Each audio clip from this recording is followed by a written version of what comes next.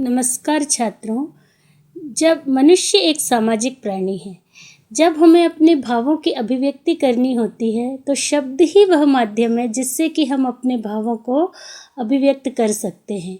यदि शब्द ही ना हो तो हम अपने भावों को किस तरह प्रकट कर पाएंगे। तो अपनी बात कहते समय हम कुछ ध्वनियों का सहारा लेते हैं। ये ध्वनियाँ वर्ण कहलाती है और उन्हीं वर्णों के सार्थक समूह को शब्द कहते हैं। अर्थात वर्णों का सार्थक समूह शब्द कहलाता है। शब्दों का वर्गीकरण, जिस तरह से आपने वर्णों का वर्गीकरण पढ़ा था उसी तरह से अब हम शब्दों का वर्गीकरण पढ़ेंगे। शब्दों का वर्गीकरण 4 तरह से किया जाता है। पहला, अर्थ के आधार पर। अर्थ के आधार पर शब्दों के प्रयोग 2 तरह से किए जाते हैं। पहला सार्थक शब्द, दूसरा निरर्थक शब्द। सार्थक शब्द वे होते हैं जिन शब्दों से किसी न किसी अर्थ का बोध होता है, जैसे कि रोटी, चाय आदि। सार्थक शब्दों को 5 भागों में बांटा जा सकता है। पहला एकार्थी शब्द, दूसरा अनेकार्थी शब्द, तीसरा समानार्थी शब्द, चौथा समरूपी भिन्नार्थक या श्रुति सम भिन्नार्थक शब्द, 5वां विलोम शब्द। इन शब्दों के आगे पाठ में विस्तार से हम पढ़ेंगे। अब निरर्थक शब्द, जिन शब्दों से किसी अर्थ का बोध नहीं होता, जिन्हें पढ़ने से कोई अर्थ हमें समझ में नहीं आता, वे निरर्थक शब्द कहलाते हैं। जैसे राटी, तुआ, इस तरह से। जैसे चाय वाय हम कहते हैं ना, खाना वाना, तो वाना एक निरर्थक शब्द है, चाय के बाद वाय एक निरर्थक शब्द है। इस तरह अर्थ के आधार पर शब्दों के 2 भेद होते हैं, एक सार्थक एक निरर्थक। दूसरा है रचना या बनावट के आधार पर। रचना या बनावट के आधार पर शब्दों के 3 भेद होते हैं। पहला है रूढ़ शब्द। रूढ़ शब्द ऐसे शब्द जो किसी प्रचलित सामान्य अर्थ को प्रकट करते हैं परंतु उनके खंडों का कोई अर्थ नहीं होता। अर्थात अगर रूढ़ शब्द को अलग अलग किया जाए तो उन अलग अलग खंडों का कोई अर्थ नहीं निकलता है, तो उसे रूढ़ शब्द कहते हैं। जैसे माता, कमल, पुस्तक आदि। दूसरा प्रकार है रचना या बनावट के आधार पर यौगिक शब्द। वे शब्द जो 2 या 2 से अधिक शब्दों या शब्दांशों से मिलकर बने हैं, वे यौगिक शब्द कहलाते हैं। बच्चों, शब्दांशों का अर्थ होता है शब्द प्लस अंश, अर्थात शब्द का एक छोटा सा हिस्सा। इनके शब्दांश सार्थक होते हैं। अर्थात अगर हम यौगिक शब्दों को अलग अलग करें तो हर खंड का अपना एक अलग अर्थ होता है। जैसे पाठशाला, पाठ धन शाला। पुस्तकालय, पुस्तक धन आलय। देवालय, देव धन आलय। इस तरह से इनके खंडों के भी अर्थ होते हैं। तीसरा है योगरूढ़ शब्द।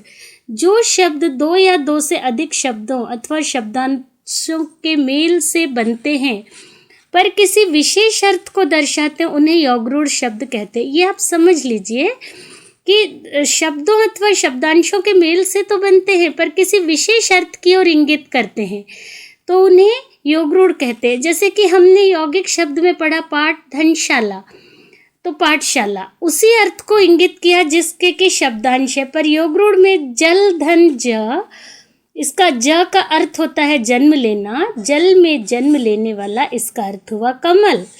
दशानन, दश धन आनंद, दश यानी 10, आनंद यानी सिर, तो इसका अर्थ हुआ 10 मुख वाला। 10 मुख वाला हम किसे कहते हैं? रावण। अर्थात शब्द इसके एक तीसरे अर्थ को प्रकट करते हैं, इन्हें कि हम योगरूढ़ शब्द कहते हैं। अब तीसरा प्रकार है उत्पत्ति या स्रोत के आधार पर शब्दों के भेद। उत्पत्ति या स्रोत के आधार पर शब्दों को 4 भागों में बांटा गया है। पहला तत्सम शब्द। जो शब्द संस्कृत से आए हैं और हिंदी में ज्यों के त्यों प्रयुक्त होते हैं तत्सम कहलाते हैं। जैसे अग्नि, मामा, कंठ, सूर्य, पूर्ण आदि। तद्भव शब्द दूसरा प्रकार है। तद्भव शब्द वे शब्द आए तो संस्कृत से हैं लेकिन रूप बदलकर हम हिंदी में प्रयुक्त होते हैं, ये शब्द तद्भव शब्द कहलाते हैं। जैसे हमने अपनी सुविधा अनुसार उन शब्दों को हिंदी के शब्दों में बदल लिया। जैसे ग्राम को हम गाँव कहते हैं, धैर्य को हम धीरज कहते हैं। इस तरह से तत्सम शब्दों को रूप बदल के हिंदी में जो पुकारा जाता उन्हें तद्भव शब्द कहा जाता है। तीसरा प्रकार है देशज शब्द। ये उत्पत्ति या स्रोत के आधार पर जो शब्द देश के भिन्न भिन्न क्षेत्रों या प्रदेशों की बोलियों, भाषाओं या गांव की बोलियों से हिंदी में आए हैं वे देशज शब्द कहलाते हैं। यानी हमारे गांव की भाषा, अलग अलग भाषा, आपको पता है कि भारत में बहुत सी भाषाएं बोली जाती है, तो किन्हीं किन्हीं भाषाओं के शब्द आके हिंदी में मिल गए हैं। इन्हें देशज या देश में पैदा हुए शब्द कहा जाता है, जैसे गाड़ी, लड़की, पहाड़ आदि। इसके बाद है विदेशी शब्द। छात्रों, आपको पता है कि भारत में बहुत से विदेशी लोग आए हैं और उन्होंने भारत पे राज्य भी किया है, तो जाहिर सी बात है कि उनकी भाषाओं के कई शब्द हमारी भाषा में आके मिल गए हैं और हिंदी भाषा में अभी भी ज्यों के त्यों प्रयुक्त किए जाते हैं। वे हैं विदेशी शब्द हैं, अंग्रेज़ी के हैं, जैसे इंजन, एक्सप्रेस आदि। अरबी है आदमी, अदालत। फारसी, पुर्तगाली, तुर्की, ये सभी शब्द हमारे हिंदी में जैसे के वैसे प्रयुक्त किए जाते हैं और इन्हें विदेशी शब्द कहा जाता है। प्रयोग के आधार पर शब्दों के प्रकार। प्रयोग के आधार पर शब्दों के 8 प्रकार होते हैं। पहला संज्ञा, दूसरा इसके प्रयोग के आधार पर शब्दों के प्रकार के इसके भी 2 प्रकार होते हैं। पहला विकारी शब्द, दूसरा अविकारी शब्द। विकारी शब्द यानी लिंग, वचन, काल के अनुसार जिसके रूप बदलते हैं वे विकारी कहलाते हैं, और लिंग, वचन, काल के अनुसार जो शब्द अपना रूप कभी भी नहीं बदलते वे अविकारी शब्द कहलाते हैं। तो विकारी शब्द के प्रकार हैं संज्ञा, सर्वनाम, विशेषण और क्रिया। अविकारी शब्द के प्रकार हैं क्रिया विशेषण, संबंध बोधक, समुच्चय बोधक, विस्मय आदि बोधक। छात्रों, आगे आने वाले पाठों में हम इनका विस्तृत अध्ययन करेंगे। तो आज आपने पढ़ा शब्द विचार। शब्द विचार के आपने प्रकार पढ़े। अर्थ के आधार पर शब्दों के 2 प्रकार, सार्थक शब्द, निरर्थक शब्द। रचना या बनावट के आधार पर शब्दों के 3 प्रकार आपने पढ़े, रूढ़ शब्द, यौगिक शब्द और योगरूढ़ शब्द। और उत्पत्ति या स्रोत के आधार पर आपने शब्दों के 4 भेद पढ़े, तत्सम शब्द, तद्भव शब्द, विदेशी शब्द और देशी शब्द।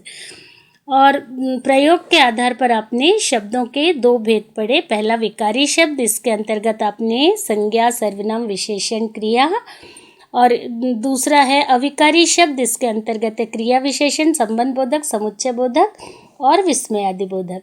आपने इनके सिर्फ नाम पढ़े हैं क्योंकि आगे चल के आप इन अध्यायों का विस्तृत वर्णन पढ़ेंगे और इनके बारे में जानकारी प्राप्त करेंगे। धन्यवाद छात्रों, आपका दिन शुभ हो।